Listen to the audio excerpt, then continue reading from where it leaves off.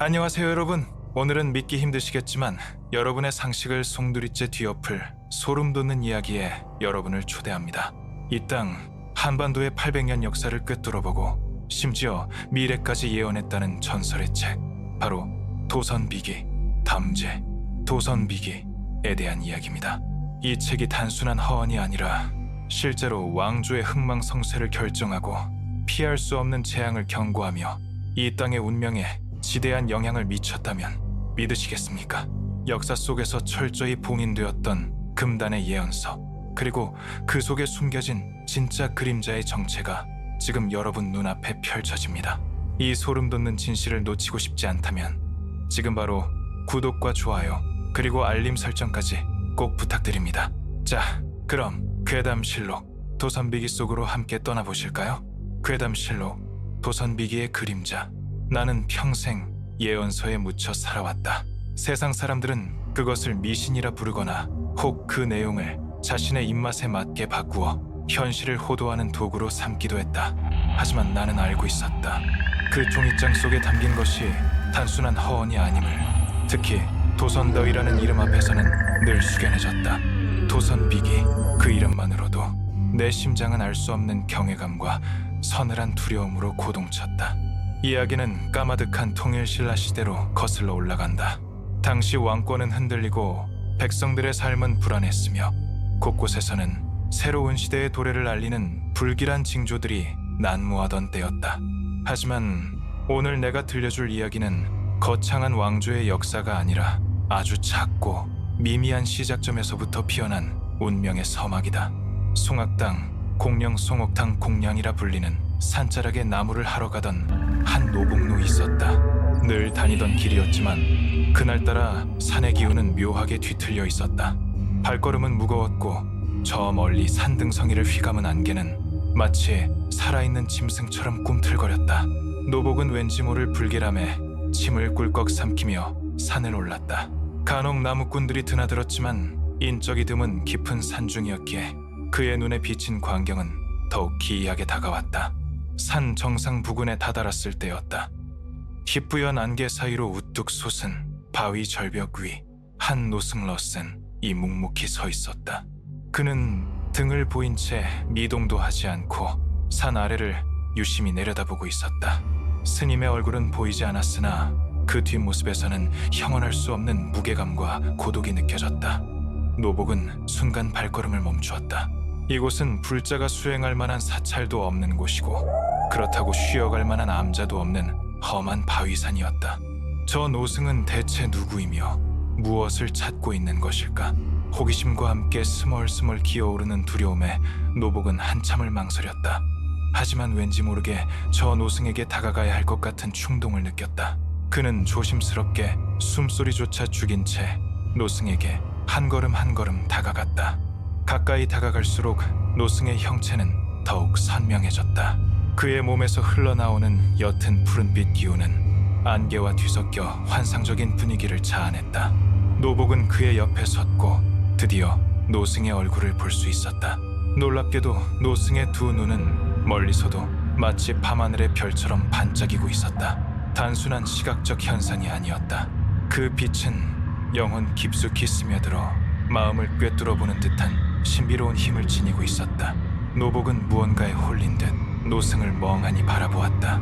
그때 노승이 천천히 시선을 거두더니 아쉬운 듯 혀를 끌끌 차며 단식했다. 그 한숨 속에는 헤아릴 수 없는 회한과 슬픔이 담겨 있었다. 노복은 감히 말을 걸 엄두를 내지 못하고 그저 노승의 표정을 살폈다. 그러자 노승은 낮은 목소리로 혼잣말처럼 중얼거렸다. 그의 목소리는 마치 깊은 계곡에서 울려 퍼지는 메아리처럼 묵직하게 노복의 귓가를 파고들었다. 기장수를 심어야 할 땅에 어찌 산막을 심었을꼬. 노복은 노승의 알 수 없는 말에 고개를 갸웃거렸다. 기장이라니? 삼이라니? 대체 무슨 뜻일까? 노승은 다시 시선을 산 아래로 향했고 노복은 그제야 노승의 시선을 따라 아래를 내려다보았다. 노복의 눈에 들어온 것은 다름 아닌 그의 주인 집이었다. 넓은 터에 지어진 으리으리한 기와집이 멀리서도 한눈에 들어왔다.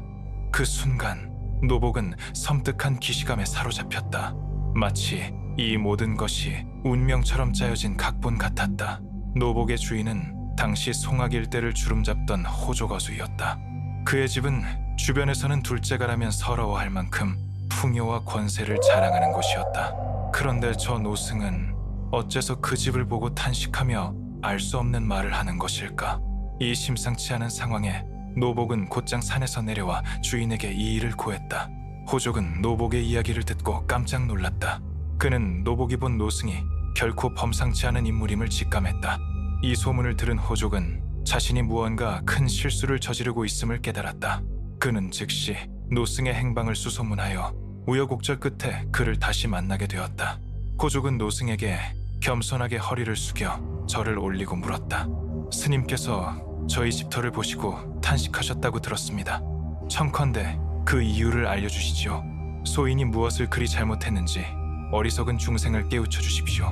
노승은 묵묵히 호족의 얼굴을 살피더니 깊은 한숨을 내쉬며 입을 열었다. 그의 목소리는 여전히 차분했으나 그 안에는 강철 같은 확신이 담겨 있었다. 당신의 집은 백두산으로부터 뻗쳐온 기운이 담기는 곳으로 가히 천하의 명당이라 할 만한 곳이요, 산맥의 전기가 모여 왕계를 형성하고 그 기운이 천하를 아우를 위대한 인물을 태동시킬 자리이니 이는 하늘이 내린 축복이라 할 수 있습니다. 노승의 말에 호족은 얼굴에 희색이 돌았다. 자신도 모르게 좋은 터에 살고 있었다는 사실에 어깨가 으쓱했다. 하지만 노승의 다음 말은 그의 기대를 산산조각 냈다. 그런데 당신은 사람의 기운을 헤아리지 않고 그저 자신의 욕심과 편의에 따라 멋대로 집을 지어 그 기운을 해치고 있으니 어찌 탄식하지 않을 수 있겠소? 황금빛 기장이 자라야 할 땅에 하찮은 삶을 심어 기운을 낭비하는 격이니 이 어찌 안타깝지 않겠습니까? 노승의 말에 호족은 몹시 놀라 고개를 숙였다. 자신의 무지함이 나라의 운명을 좌우할 만한 큰 죄가 될 수 있다는 사실에 몸서리를 쳤다. 그는 어찌할 바를 몰라 노승에게 용서를 빌며 다시 물었다. 소인이 부덕하여 하늘이 내린 기운을 더럽혀 싸우니 청컨대 스님, 그 죄를 씻을 방도를 알려주십시오. 스님의 가르침을 따르겠습니다. 노승은 호족의 모습을 말없이 지켜보더니 이내 다시 입을 열었다. 당신은 물수의 기운을 가지고 태어났으니 집의 칸수간수를 물의 숫자 수인 36개로 지으시오. 그렇게만 한다면 내년에 반드시 귀한 아이가 태어날 것이외다. 호족은 노승의 말에 눈을 크게 떴다. 36칸이라니.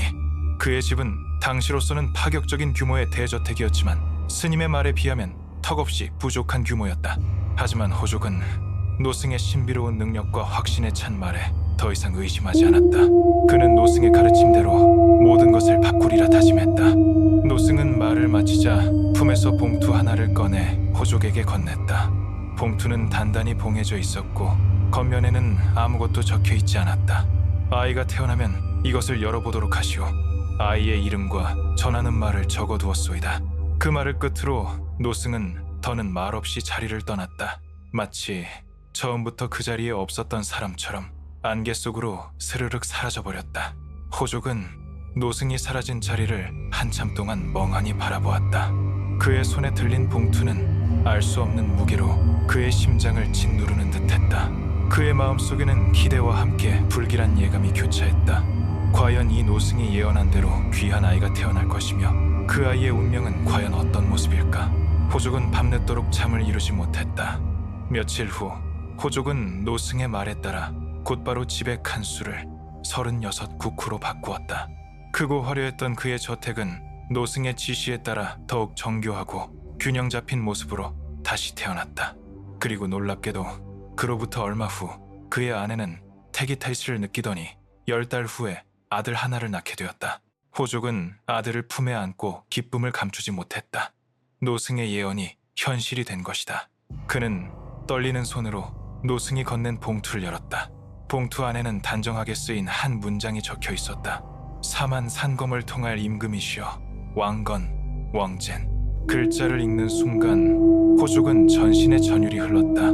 노승이 예언한 귀한 아이가 바로 사만을 통일할 왕이라는 말이었다. 그는 자신도 모르게 큰 임무를 잉태하고 있었다는 사실에 경외감과 동시에 엄청난 책임감을 느꼈다. 호족은 곧바로 노승을 찾아 나섰으나 이미 그는 흔적도 없이 사라진 뒤였다. 다만 노복을 통해 들었던 도선다위라는 이름 석자만이 그 노승의 존재를 증명할 뿐이었다. 도선은 세간의 신승선성이라 칭송받던 이 바로 풍수지리의 대가였던 것이다.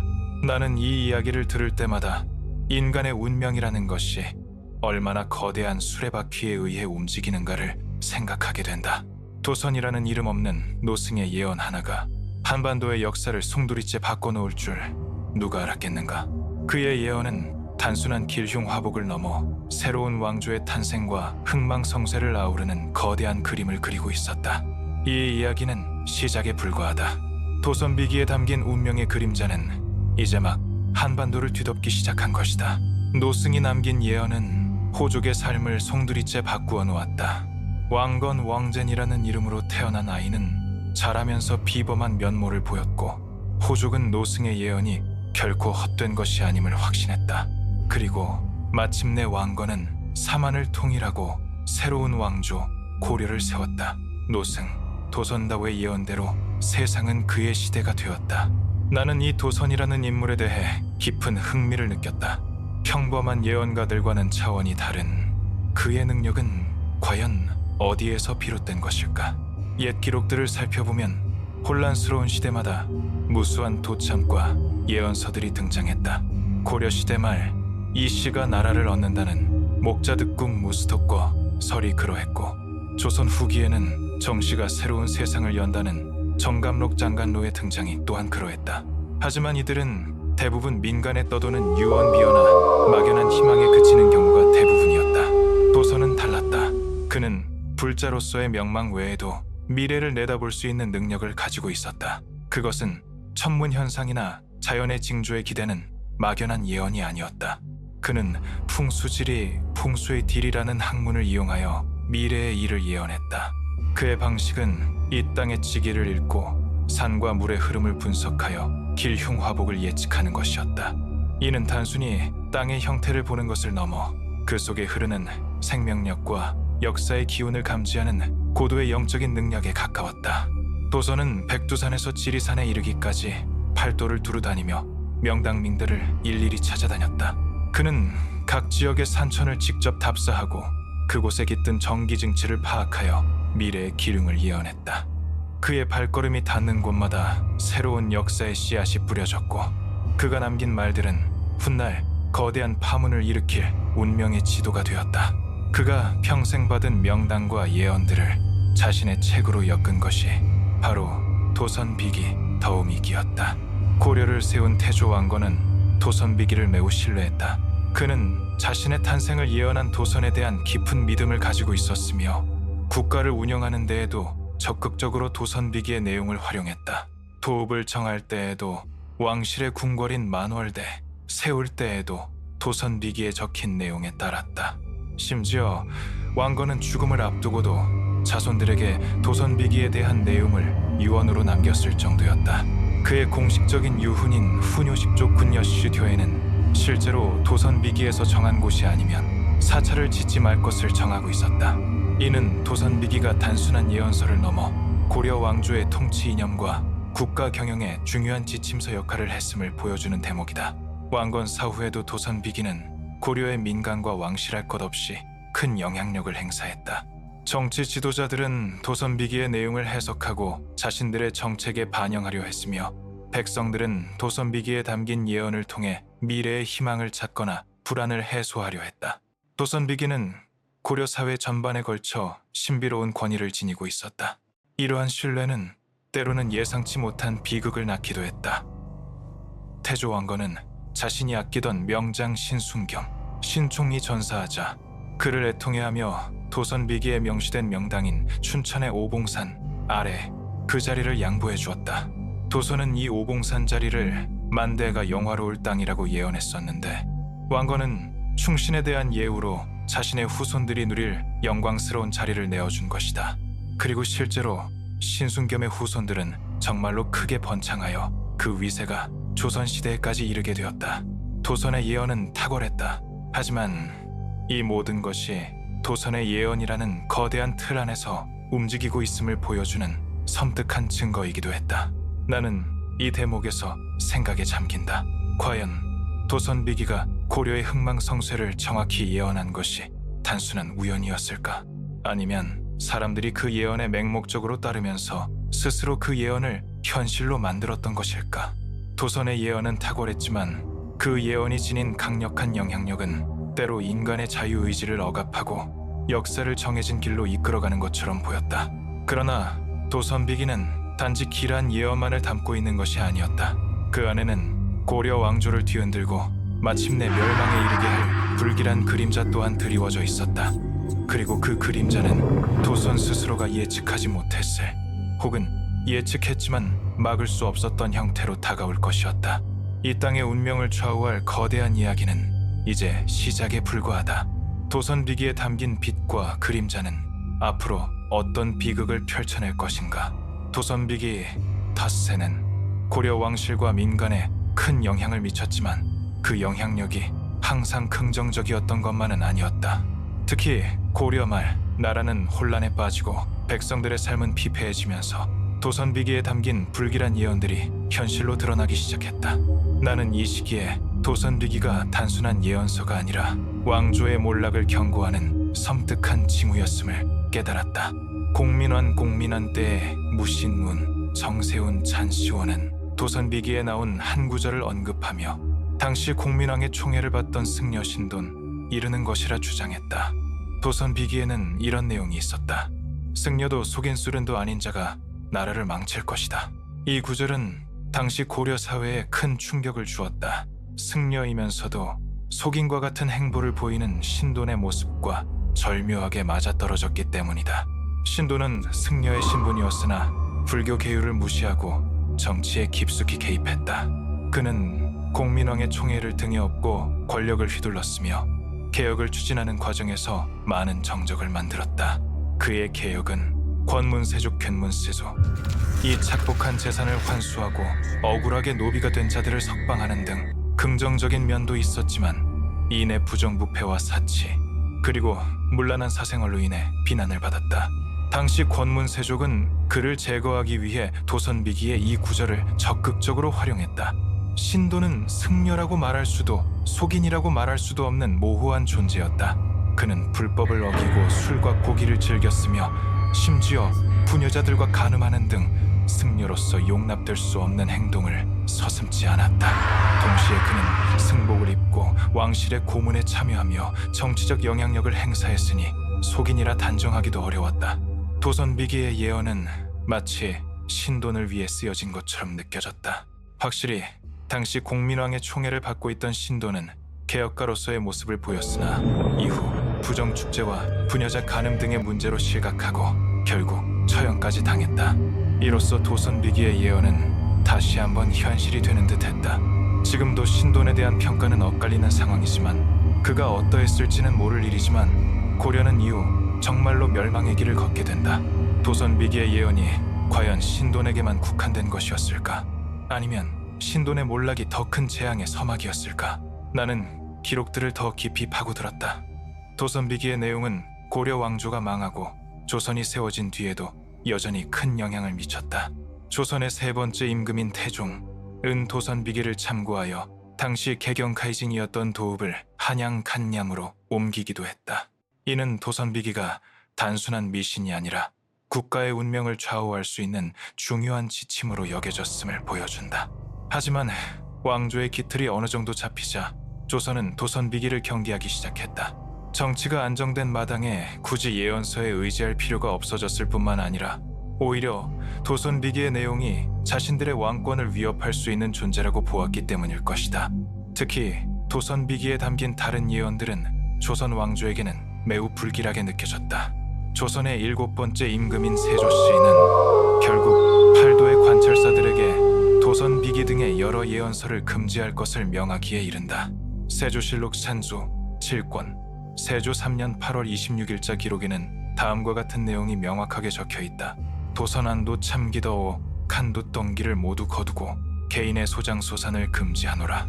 이러한 명은 이후 성종 잔드르 때에 다시 한번 내려졌고 그렇게 도선비기는 세상에서 점차 자취를 감추게 되었다.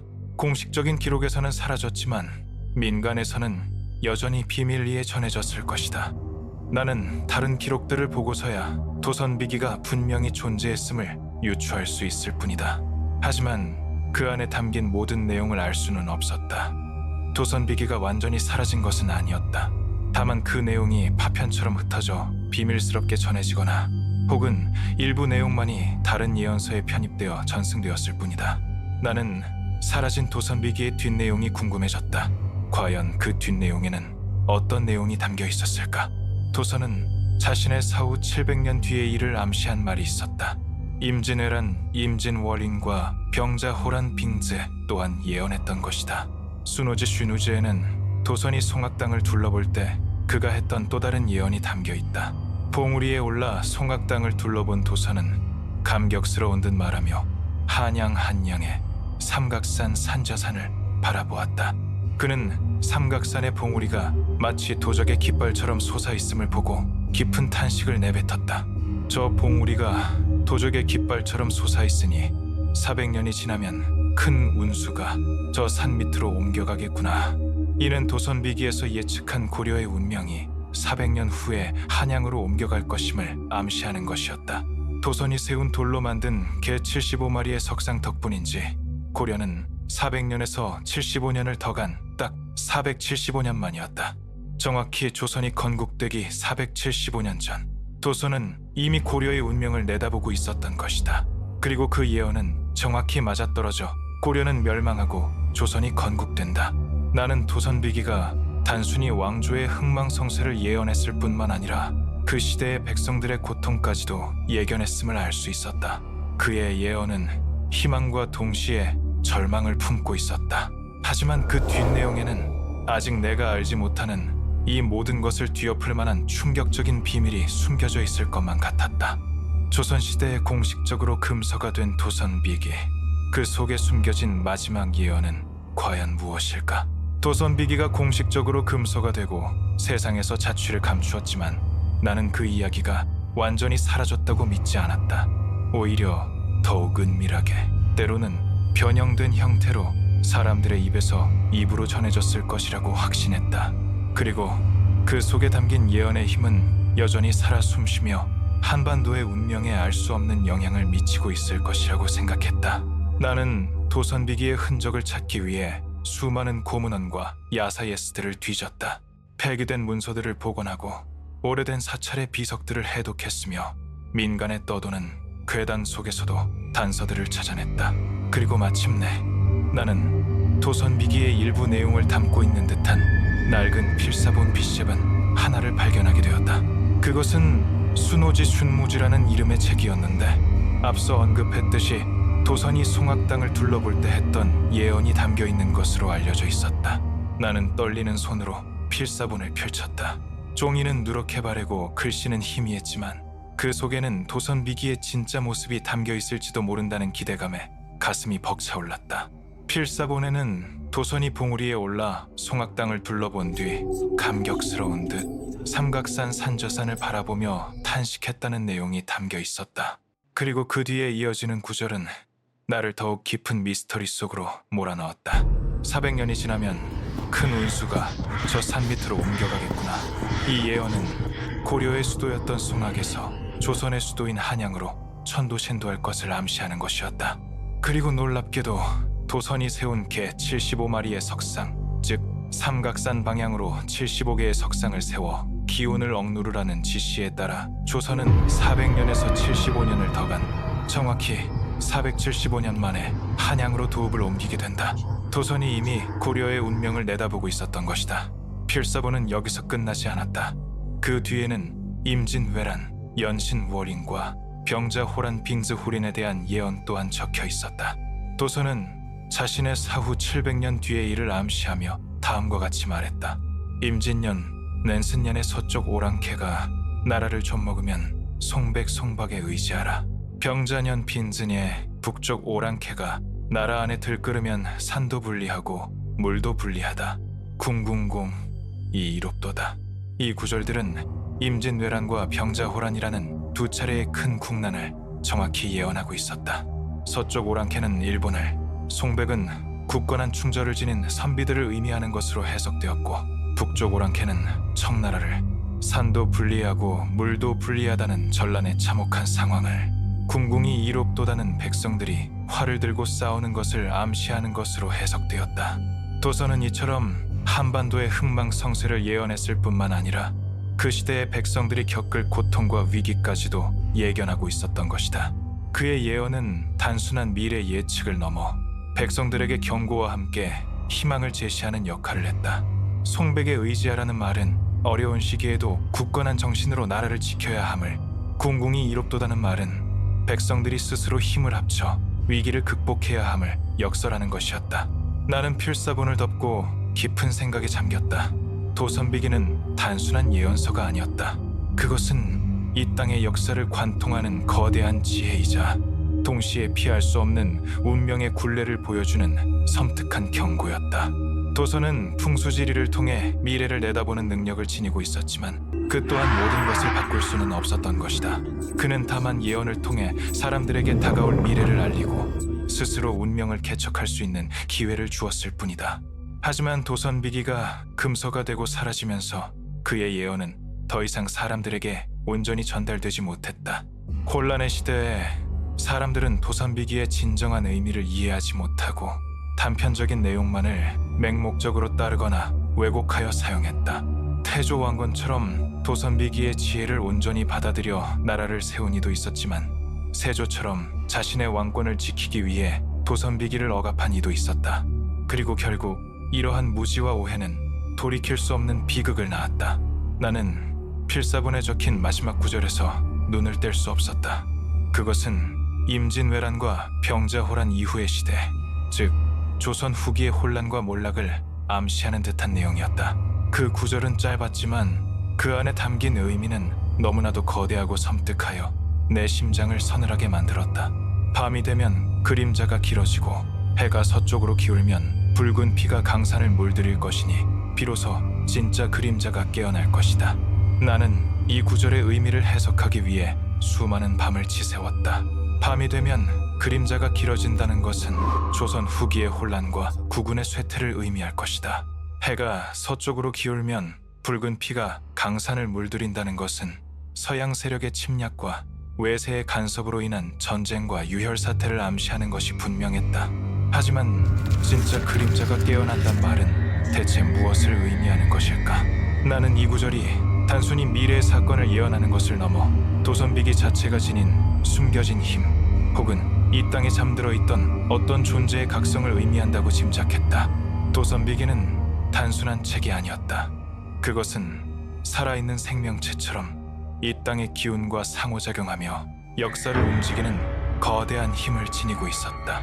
그리고 이제 그 힘은 진짜 그림자라는 형태로 깨어나 새로운 운명을 만들어낼 준비를 하고 있는 것이었다. 나는 낡은 필사본을 다시 한번 품에 안았다.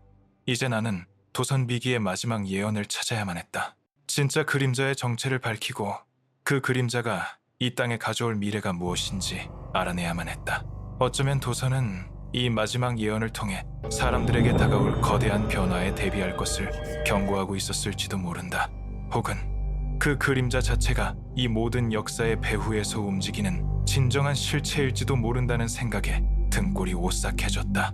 나는 이제 도선비기의 그림자를 쫓아 미지의 여정 속으로 뛰어들 준비가 되어 있었다.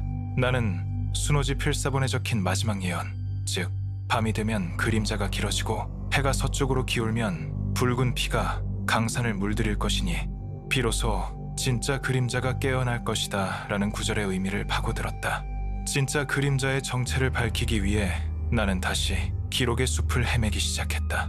조선시대의 도선비기가 금서가 되고 세상에서 자취를 감추면서 풍수지리설은 민간으로 스며들어 음택풍수, 인자이프쇠, 나 도참사상, 도투스장과 결합하며 더욱 기이한 형태로 변모했다.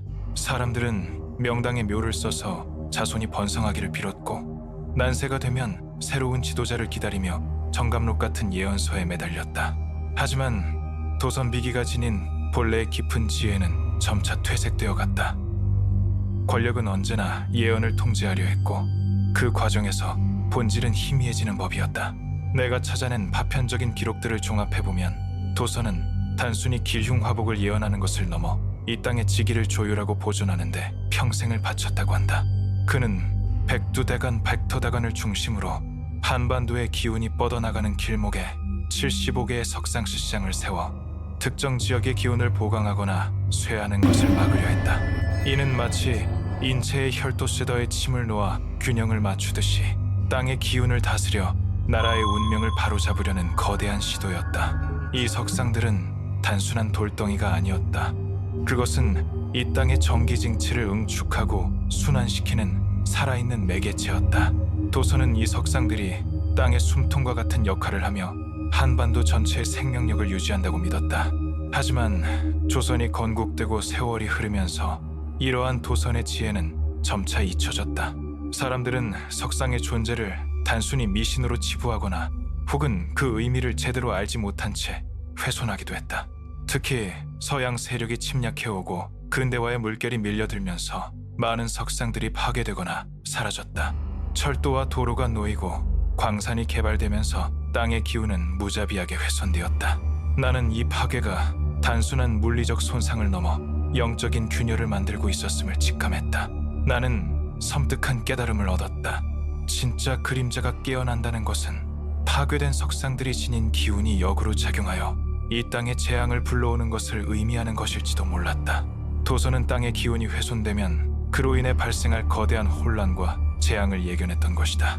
석상들이 사라지면서 땅의 균형은 깨지고 그 속에 갇혀있던 불길한 기운이 깨어나 이 땅을 뒤덮기 시작한 것이다. 이것은 단순한 외세의 침략이나 내란을 넘어 이 땅 자체의 생명력이 병들어가는 과정이었다. 내가 찾아낸 또 다른 낡은 필사본에는 조선 후기에 유행했던 민간 도참서의 일부가 기록되어 있었다. 그 내용은 놀랍게도 도선비기의 일부 구절과 유사하면서도 더욱 구체적인 재앙의 모습을 묘사하고 있었다. 동남쪽에서 불의 기운이 치솟아 산하를 태우고 서북쪽에서 쇠의 기운이 날아와 백성들의 목숨을 끊으리라. 땅은 울부짖고 물은 피로 물들 것이며 하늘은 노하여 검은 비를 내릴 것이다. 그때 땅속 깊이 잠들어 있던 7개의 그림자가 깨어나 이 땅을 영원히 어둠 속에 가두려 할 것이다. 7개의 그림자라는 대목에서 나는 전율했다. 도선이 세운 75개의 석상 중 핵심적인 기운을 담당했던 7개의 석상이 있었다는 기록을 기억해냈기 때문이다. 그 석상들은 특히 강한 지기들을 품고 있었으며 파괴될 경우 가장 큰 혼란을 야기할 것이라고 전해졌다. 불행히도 내가 조사한 바에 따르면 이 7석상 중 4개는 이미 일제강점기와 한국전쟁을 거치며 흔적도 없이 사라진 상태였다. 나머지 3개도 심하게 훼손되어 그 기능을 상실한 지 오래였다. 나는 이 7개의 그림자가 단순히 비유적인 표현이 아니라 실제로 땅의 기운이 뒤틀려 만들어진 일종의 악귀과 또는 악령과 같은 존재일 수도 있다고 생각했다. 그들은 땅의 정기가 파괴되면서 깨어나 인간의 탐욕과 증오를 먹고 자라며 이 땅을 황폐하게 만들고 혼란을 가중시키는 존재들. 그들은 보이지 않는 곳에서 끊임없이 인간의 마음을 흔들고 갈등을 부추기며 전쟁과 재앙의 씨앗을 뿌릴 터였다. 나는 필사본에 적힌 마지막 문장을 읽었다. 그것은 더 이상 희망이나 경고가 아니었다. 절망적인 탄식이었다. 진짜 그림자가 깨어나면 어떤 인간의 지혜로도 어떤 무력으로도 막을 수 없을 것이니 오직 스스로 그림자가 되어 그림자를 마주할 자만이 이 땅의 운명을 바꿀 실마리를 찾을 수 있으리라. 나는 이 말을 이해하기 위해 오랫동안 고민했다. 스스로 그림자가 되어 그림자를 마주한다는 것은 무엇을 의미하는가? 그것은 어둠에 맞서기 위해 스스로 어둠이 되어야 한다는 뜻일까? 아니면 이 세상을 지배하는 거대한 운명의 그림자에 맞서 또 다른 그림자가 되어 그 실체를 직시해야 한다는 뜻일까? 나는 이 마지막 예언이 단순한 종말론적 경고가 아니라고 믿고 싶었다. 도서는 언제나 희망의 실마리를 남겼다. 아마도 이 스스로 그림자가 되는 길은 새로운 시작을 위한 고통스러운 과정일 것이다. 어쩌면 그 길은 예언서의 내용을 맹목적으로 따르거나 거부하는 것을 넘어 숨겨진 진실을 파헤치고 이 땅의 아픔을 직시하는 자만이 걸을 수 있는 길을 터였다. 나는 필사본을 조심스럽게 접어 다시 품에 넣었다. 내 심장은 여전히 알 수 없는 불안감과 함께 뜨거운 열기로 고동쳤다. 도선비기의 그림자는 아직 완전히 사라지지 않았다. 아니, 어쩌면 이제 막 그 본색을 드러내기 시작한 것인지도 모른다. 나는 예언의 마지막 실마리를 쫓아 이 땅의 그림자를 마주할 준비가 되어 있었다. 이것은 단순히 사라진 고서를 찾는 여정이 아니었다. 그것은 이 땅의 아픈 역사를 이해하고 다가올 미래를 바꾸기 위한 끝나지 않은 나의 운명이었다. 오늘 도선디기와 함께한 소름 돋는 여정은 어떠셨나요? 믿기 힘든 예언들이 현실이 되는 과정을 보며 이 땅의 운명에 대해 깊이 생각해보는 시간이 되셨기를 바랍니다. 아직 도선비기의 그림자는 완전히 사라지지 않았습니다. 아니, 어쩌면 지금 이 순간에도 우리 주변을 맴돌며 진짜 그림자의 각성을 기다리고 있을지도 모릅니다.